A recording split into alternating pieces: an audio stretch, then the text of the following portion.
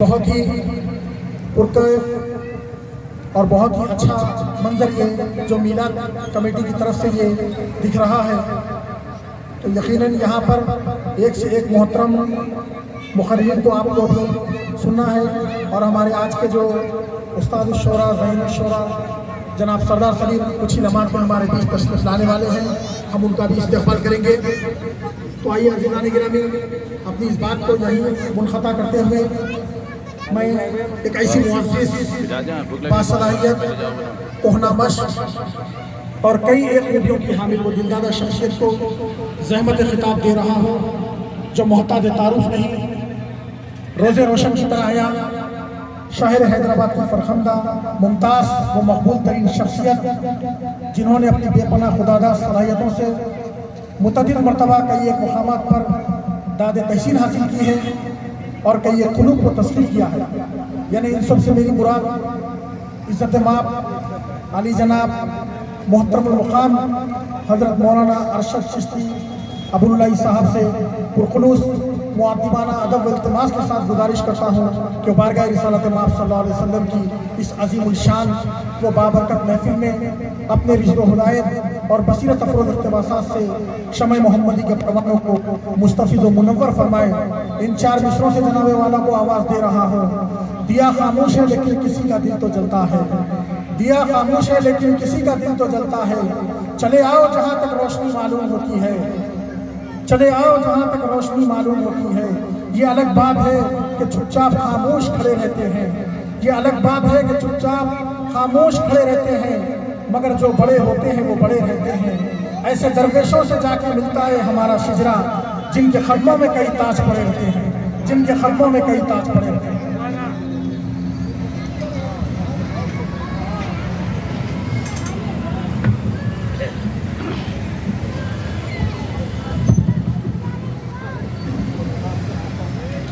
اس کو والیم بڑھاؤ بولو، جا کے بولو والیم بڑھاؤ بول کے بولو، پھر اس تک بڑھانے لگیں گے۔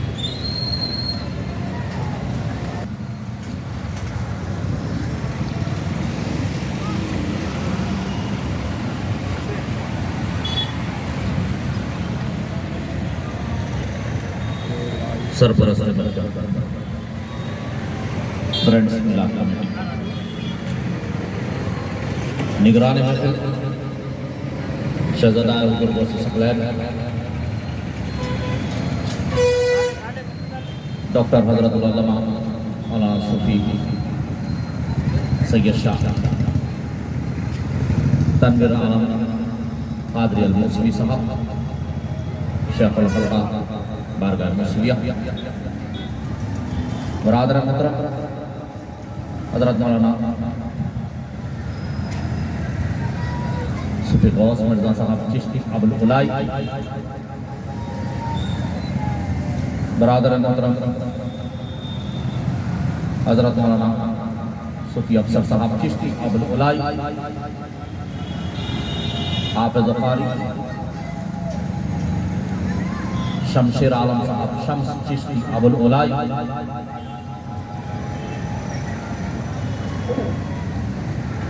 دیگر حاضرین محفل و ناظرین جلسہ، السلام علیکم ورحمۃ اللہ تعالی وبرکاتہ۔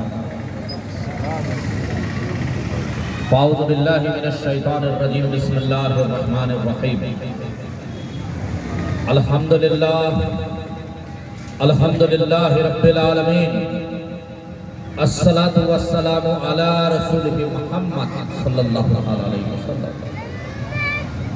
قال اللہ تعالی فی القرآن المجید والفرقان الحمید، فَبِأَيِّ آلَاءِ رَبِّكُمَا تُكَذِّبَانِ۔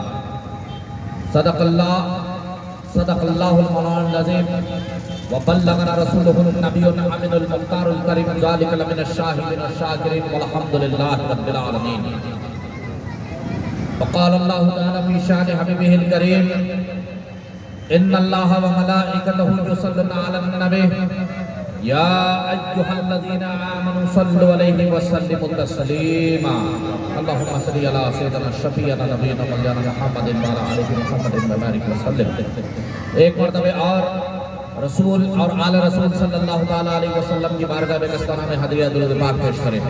اللہم صلی علی سیدنا شفیعنا نبینا مولانا محمد وعلی آلہ محمد وبارک وسلم.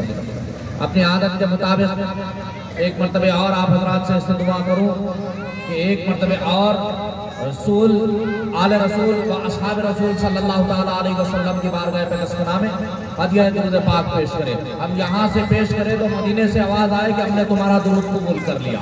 اللہم صلی علی سیدنا شفیعنا نبینا مولانا محمد وعلی آلہ محمد وعلی آلہ وصحبہ وآلہ وذریاتہ وآل بیتہ وأولیاء امتی وعلماء امتی ومشائخ امتی وولدہ وبارک وسلم. جیسا کہ آپ تمام حضرات اس سے بخوبی واقف ہے کہ میں نے بھی آپ کے سامنے جس چیز کی تلاوت کی یعنی کہ خدا کا کلام قرآن مجید، اور آپ اس سے بھی ناآشنا نہیں کہ جس معرف آیت کریمہ کی میں نے تلاوت کا شرف حاصل کیا. پروردگار عالم ارشاد فرماتا ہے اور تم اپنے رب کی کون کون سی نعمتوں کو جھٹلاؤ گے.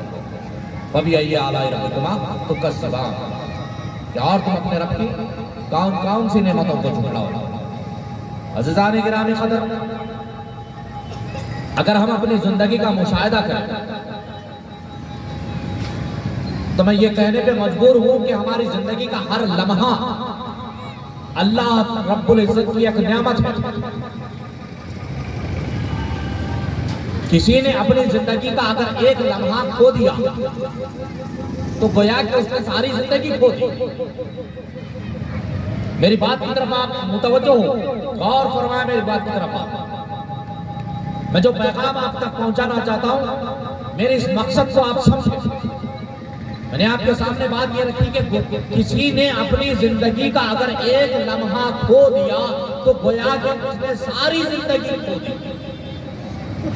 عزیزان گرامی، اگر آپ توجہ دیں میری بات کی طرف تو بات آپ کو بآسانی سمجھ میں آئے گی. رب کائنات ارشاد فرماتا ہے کہ تم میری کون کون سی نعمتوں کو جھٹلاؤ گے. اگر آپ توجہ دیں گے تو پتہ یہ چلے گا کہ زندگی کی ہر ایک سانس وہ اللہ کی نعمت ہے. اگر یہ آ کے رک گئی تب بھی خسارہ ہے، اگر جا کے واپس نہ آئی تب بھی خسارہ ہے. اگر آ کر سمجھ گئی تب بھی خسارہ ہے، اگر جا کر واپس نہ آئی تب بھی خسارہ ہے. اور رب فرماتا ہے کہ تو میری کون کون سی نعمتوں کا انکار کرے گا، کون کون سی نعمتوں کو جھٹلائے گا. عزیزان گرامی، نعمت اللہ کی بے شمار ہے. اللہ تبارک نے نعمتیں عطا فرمائی، وہ تو بے شمار نعمتیں. ہم کن کن نعمتوں کو شمار کریں گے، ہم کن کن نعمتوں کا جو ہے ذکر کریں گے، ہم کن کن نعمتوں کو شمار کریں گے اور کن کن نعمتوں کا ذکر کریں گے. زندگی کا ہر لمحہ، ہر سانس کا آنا اور ہر سانس کا جانا اللہ تبارک و تعالیٰ کی ایک نعمت ہے. لیکن اس سے بڑھ کر اللہ تبارک و تعالیٰ نے ہم کو جو ہے انسان بنا کر پیدا کیا. اپنی تمام تخلیقات میں اللہ نے ہم کو وہ مخلوق بنایا جس کو حضرت آدم کہتے ہیں. اللہ تبارک و تعالیٰ نے ہم کو وہ مخلوق بنایا جس کو آدم کہا گیا، انسان جس کو کہا گیا. ان انسانوں کے اندر اللہ تبارک و تعالیٰ نے ہم کو صاحب ایمان بنایا. عزیزان گرامی، میں یہ سمجھتا ہوں کہ آپ حضرات کا موڈ نہیں ہے یا میری بات آپ تک نہیں پہنچ رہی ہے. میں جو مقصد آپ کو دینا چاہتا ہوں اس مقصد کو سمجھیں، کیونکہ میلاد کا مقصد صرف یہ نہیں ہے کہ ہم جو ہے نعرے بازی کرتے ہوئے نکل جائیں. میلاد کا مقصد یہ نہیں ہے کہ جو ہے ہم جلسے جلوس کر کر جو ہے پھر 12 ربیع الاول گیا اور ہم نے میلاد کو بھلا دیا. ہم اس مقصد کو سمجھے جو مقصد انسانی جس کو اللہ نے تخلیق کر کر وہ مخلوق اس دنیا میں پیدا فرمایا جو مخلوق اللہ کی عبادت گزار ہے، اللہ کے سامنے سجدہ کرنے والی، ایک وحدہ لا شریک کو ماننے والے ہم بنے. اللہ تبارک و تعالیٰ نے جہاں پہ انسانوں کو پیدا کیا ان انسانوں کے اندر چند کو اللہ نے ایمان کی دولت سے سرفراز کیا. ان ایمان والوں میں بھی خالق کائنات نے ہم کو سچا اور پکا عاشق رسول بنا کر پیدا کر دیا. یہ خالق کائنات کا احسان عظیم، اس نعمت کا کیا تم انکار کرو گے؟ کیا تم نہیں مانو گے کہ یہ اللہ کی نعمت ہے؟ بے شک اللہ تبارک و تعالیٰ نے ہم کو وہ نعمت عطا فرمائی ہے جس نعمت کا انکار نہیں کیا جا سکتا، ورنہ دنیا میں تو سینکڑوں پیدا ہو، کوئی کسی کی پرستش کرتا ہے تو کوئی کسی کی پرستش کرتا ہے، کوئی کسی کو مانتا ہے تو کوئی کسی کو مانتا ہے، لیکن وہ جو اللہ کو ماننے والے ہیں اس میں بھی چند وہ ہے جو صرف یہ کہتے ہیں کہ وحدہ لا شریک، لیکن اللہ نے فرمایا کہ وحدہ لا شریک ایمان کی تکمیلی نہیں ہے، ایمان کی تکمیلی محمد رسول اللہ کے اوپر، ایمان کی تکمیلی اللہ نے محمد رسول اللہ کے اوپر فرمائی کہ کوئی یہ کہتا پھر کہ لا الہ الا اللہ، لا الہ الا اللہ، نہیں ہے کوئی معبود سوائے اللہ کے، تو بے شک جواب آئے گا کہ بے شک اللہ وحدہ لا شریک ہے، لیکن ایمان کہاں تکمیل ہوا؟ بے شک یہ کہ جو ہے میں خالق ہوں تو یہ مانتا ضرور ہے، میں وہ ہوں جس نے تجھے تخلیق کیا، میں یہ تو مانتا ضرور ہے، لیکن تجھے یہ ماننا پڑے گا کہ محمد رسول اللہ کے اوپر ایمان کی تکمیل، بے شک محمد رسول اللہ کے اوپر اللہ نے ایمان کو تکمیل کیا۔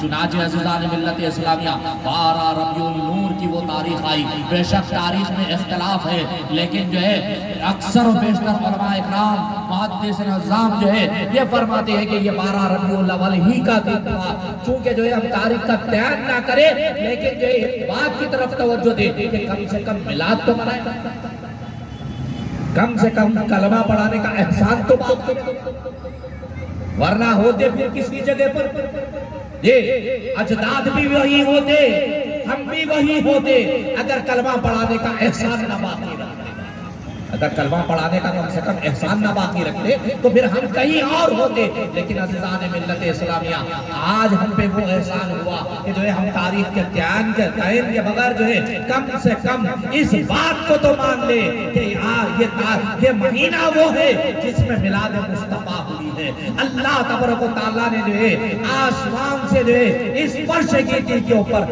اپنے اس نور کو مبعوث کیا جس نور کی تخلیق کو جو ہے اللہ نے سب سے پہلے تخلیق فرمایا۔ چنانچہ حضرت عباس رضی اللہ تعالیٰ عنہ میرے آقا سرکار دو عالم صلی اللہ علیہ وسلم سے عرض گزار ہوئے کہ اے اللہ کے رسول صلی اللہ تعالیٰ علیہ وسلم، اللہ نے آپ کو نور سے کب سرفراز، اللہ نے آپ کو نبوت سے کب سرفراز فرمایا؟ تو میرے آقا سرکار دو عالم صلی اللہ علیہ وسلم فرماتے ہیں کہ تمہارے والد حضرت آدم علیہ السلام ابھی آب اور گل کے درمیان میں تھے، اس وقت بھی تمہارا نبی تھا، اس وقت بھی تمہارا نبی تھا جس وقت حضرت آدم علیہ السلام جو ہے آب اور گل کے درمیان میں تھے۔ چنانچہ روایتوں میں یہ بات ملتی ہے کہ نوجوان صحابہ اکرام رضوان اللہ علیہ مجمعین ہیں، اپنے جو ہے حضرت عباس رضی اللہ تعالیٰ عنہ کے پاس حجرے میں بیٹھے، گفتگو چل رہی ہے، میرے آقا سرکار دو عالم صلی اللہ علیہ وسلم کا وہاں سے گزر ہوتا ہے، میرے آقا جو ہے بنانے کی آواز سنتے ہیں، اندر جو ہے تشریف لے جاتے ہیں، تشریف لے جانے کے بعد صحابہ سے پوچھتے ہیں کہ کیا بات ہے یہاں پہ کیا باتیں ہو رہی ہے؟ تو میرے آقا حضرت عباس فرماتے ہیں کہ اللہ کے رسول صلی اللہ علیہ وسلم یہ وہ نوجوان صحابہ ہیں جو آپ کی ولادت کے واقعات نہیں جانتے، تو میں انہیں آپ کی ولادت کے واقعات سنا رہا ہوں۔ تو میرے آقا سرکار دو عالم صلی اللہ علیہ وسلم نے فرمایا کہ سنو کہ تمہارا یہ کہنا اور ان کا یہ سننا دونوں کے لیے میں جنت کی بشارت دیتا ہوں، دونوں کے لیے میں جنت کی بشارت دیتا ہوں۔ عزیزان ملت اسلامیہ وہ جیب صحابی ہیں جو نوجوانوں کو سنا رہے ہیں اور خود اللہ کے رسول ہیں، فرما رہے ہیں کہ جو یہ کہہ رہا ہے اور یہ جو سن رہا ہے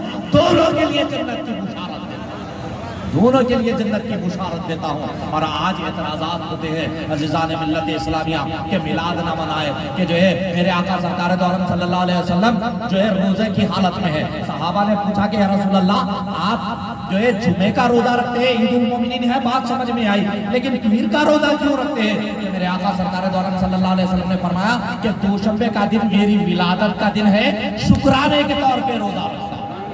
دوشنبے کا دن میری ولادت کا دن ہے، شکرانے کے طور پہ رکھتا ہوں۔ عزیزان ملت اسلامیہ یاد رکھیے میرے آقا کی ولادت باسعادت ہوئی تو ایک دوشنبے کو ہوئی، لیکن ہر دوشنبے کو اللہ کے رسول روزہ رکھ کر بتا رہے ہیں کہ میں اپنی ولادت کا جشن خدا کا شکر ادا کر کر مناتا ہوں، میں اپنی ولادت کا جشن خدا کا شکر ادا کر کر مناتا ہوں۔ اور آج ہم کس صورت میں جو ہے ولادت کا جو ہے جشن منا رہے ہیں؟ یہ آج ہم کس صورت سے ولادت کا جشن منا رہے ہیں؟ بعثت نبی صلی اللہ علیہ وسلم کا مقصد ہم نے بلا دیا میرے بھائی. میرے آقا سرکار دو عالم صلی اللہ علیہ وسلم کی ولادت با سعادت کا مقصد ہم نے بلا دیا. میرے آقا تشریف لائے تو اس دنیا سے جو ہے کفر کو مٹایا. میرے آقا تشریف لائے تو جو ہے عرب سے جو ہے شرک اور کفر کو مٹا کر رکھ دیا. دنیا میں جہاں جہاں تک اسلام پھیلا، جنہوں نے بھی جو ہے آغوش اسلام میں پناہ لی، انہوں نے کفر اور شرک سے جو ہے بیزارگی ظاہر کر دی. کفر اور شرک کو انہوں نے چھوڑ دیا. لیکن عزیزان ملت اسلامیہ، آج ہم جشن میلاد مصطفیٰ صلی اللہ علیہ وسلم کے نام پر یہ جو حرکات ہم کرتے ہیں، یہ جو حرکتیں ہم کرتے ہیں، جبکہ اللہ کے رسول صلی اللہ علیہ وسلم فرماتے ہیں کہ راستے میں پڑے ہوئے پتھر کو ہٹا دینا یہ بھی اللہ کے نزدیک ایک اجر عظیم کا باعث ہے. لیکن ہم وہ کرتے ہیں کہ راستے بند کر کر جو ہے جشن مناتے ہیں. لیکن عزیزان ملت اسلامیہ، یاد رکھیے، ہم کار خیر کا مقصد لے کر بیٹھے، ہم محبت رسالت کا مقصد لے کر بیٹھے، ہم تعلیمات رسالت کا مقصد لے کر بیٹھے، ہم سنت مصطفیٰ کا مقصد لے کر بیٹھے. لیکن پیغام مصطفیٰ وہ کوئی اپنانا نہیں چاہتا، نہ کوئی اس کے اوپر عمل کرنا چاہتا. نہ پیغام مصطفیٰ کو کوئی اپنانا چاہتا ہے، نہ کوئی اس کے اوپر عمل پیرائی ہے. چنانچہ عزیزان ملت اسلامیہ، آج کے دور کی جو ہے سب سے بڑی جو ہے ایک المیہ آپ کے سامنے رکھوں کہ ہم اپنی بہنوں کا حق مار رہے ہیں. جائیدادوں کے حصے آتے ہیں تو ہم اپنی بہنوں کا حق مارتے ہیں. یہ اپنے زمینوں کو ٹٹول کر، میں نے پہلے ہی آپ کے سامنے بات رکھی کہ میرے بیان کا کوئی ایک مقصد ہوگا، کوئی ایک بات ہوگا جو آپ تک جو ہے پہنچانے کا مقصد میں لے کر آیا. چنانچہ میرے آقا کی بعثت بھی تو ایک مقصد ہی تھا، ورنہ اللہ نے تخلیق آپ کو سب سے پہلے کیا اور سب سے آخر میں بھیجنے کا مقصد اس دنیا سے کفر کو مٹانا، اس دنیا سے جو ہے کئی خداؤں کی عبادت کو مٹانا مقصد تھا. لیکن عزیزان ملت اسلامیہ، ہم کیا کر رہے ہیں؟ یہ اللہ کا شکر ہے کہ ہم شرک اور کفر میں مبتلا نہیں ہیں، لیکن ہم نے اتنی بدعتیں ایجاد کر لی جو ہے آپ کو سیدھا سیدھا کفر کے قریب لے جاتے ہیں.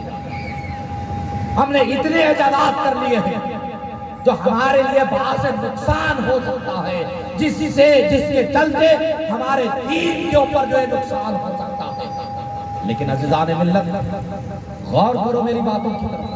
دیکھو، اللہ کے رسول صلی اللہ تعالیٰ علیہ وسلم نے ہم کو جینے کا سلیقہ دیا ہے. اللہ کے رسول صلی اللہ علیہ وسلم نے ہم کو جو ہے رہنے کا سلیقہ دیا. میں نے ابھی جیسے کہا کہ ہم نے اپنے بہنوں کا حق مارنا اپنا ایک مقصد سمجھ لیا.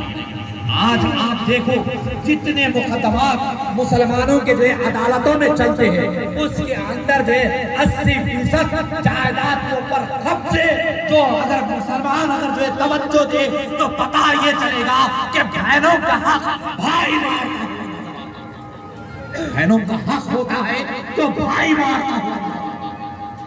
افسوس ہوتا ہے عزیزان ملت اسلامیہ کہ کل ہم میلاد مصطفیٰ منانے والوں کی صف میں ٹھہرے رہیں گے، لیکن اس وقت بھی شرمندگی اور ندامت سے ہم کو اپنے آنسو جھکانا پڑے گا، اپنے آنکھوں کو جھکانا پڑے گا.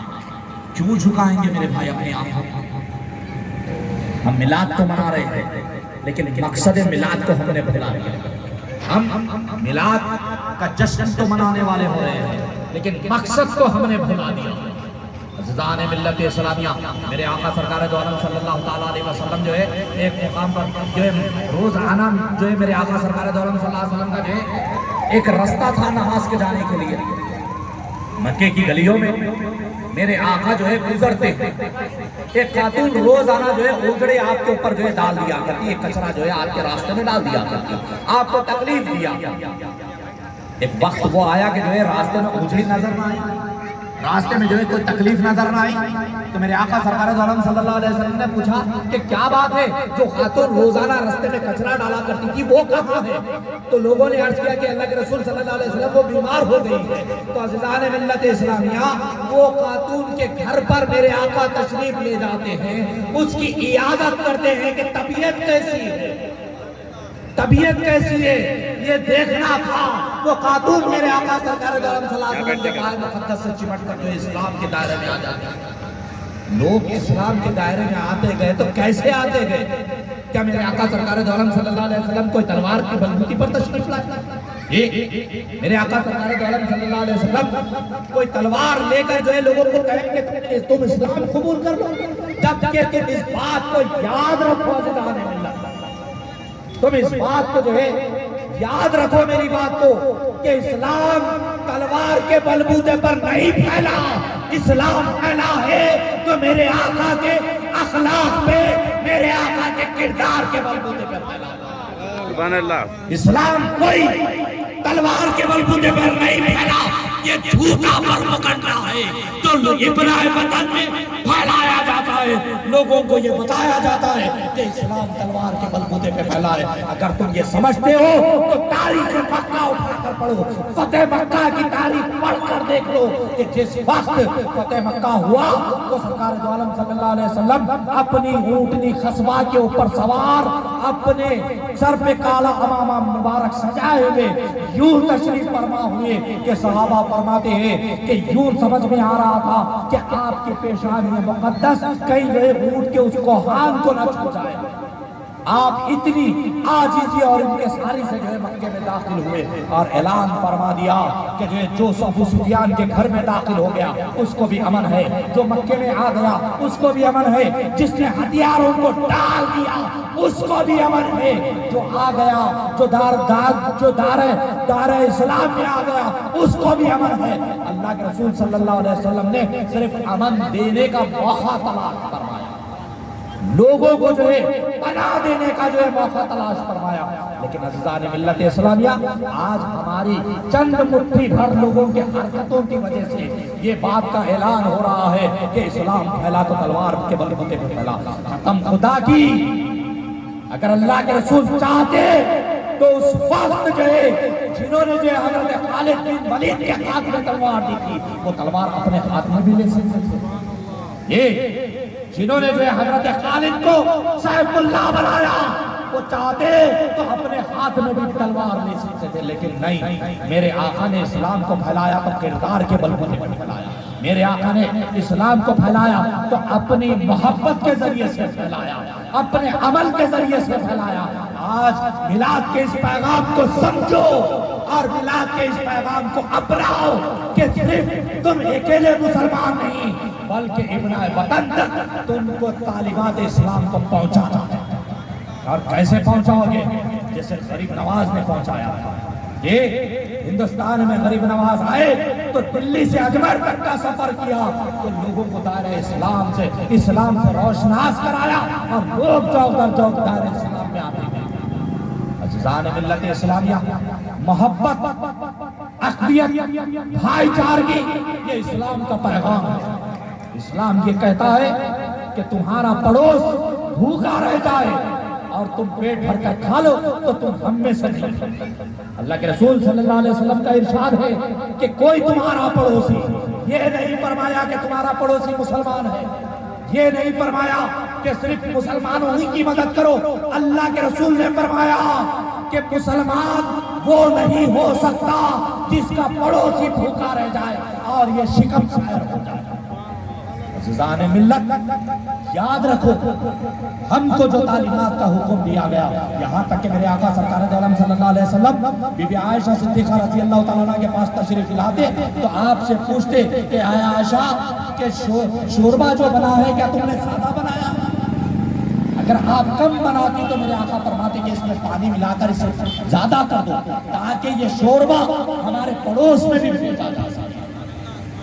یہ تعلیمات دیے ہیں میرے آقا سرکار دو عالم صلی اللہ علیہ وسلم نے۔ اس پیغام اس پیغام کو سمجھو اور اللہ کی رحمت برس رہی ہے. اور میں نے پہلے ہی آیت کریمہ پڑھی کہ فَبِأَيِّ آلَاءِ رَبِّكُمَا تُكَذِّبَانِ کہ تم اللہ تم میرے یعنی تم اپنے رب کی کون کون سی نعمتوں کو جھٹلاؤ گے. تو یہ بارش کا برسنا بھی اللہ کی ایک نعمت ہے. اور بارش برستی تو میرے آقا سرکار دو عالم صلی اللہ علیہ وسلم اللہ کے حضور جو ہے دست با دعا ہوتے کہ اے اللہ اس بارش کو ہمارے لیے رحمت والی بنا دے, اس بارش کی زحمتوں کو تو ہم سے دور فرما دے. اور آئیے آپ ہم تمام کے تمام مل کر دعا کرتے ہیں کہ مولا رب قدیر اس بارش کو ہمارے لیے رحمت کا باعث بنا دے. اللہ تبارک و تعالی ہم کو جو ہے تمام کو جو ہے سنت مصطفیٰ کی پیروی کرنے والا بنا دے. میلاد منانے کے ساتھ ساتھ مقصد میلاد کو سمجھتے ہوئے اس کے اوپر جو ہے سچے دل کے ساتھ عمل پیرائی کی توفیق عطا فرما دے. وما علینا الا البلاغ وآخر دعوانا الحمدللہ رب العالمین.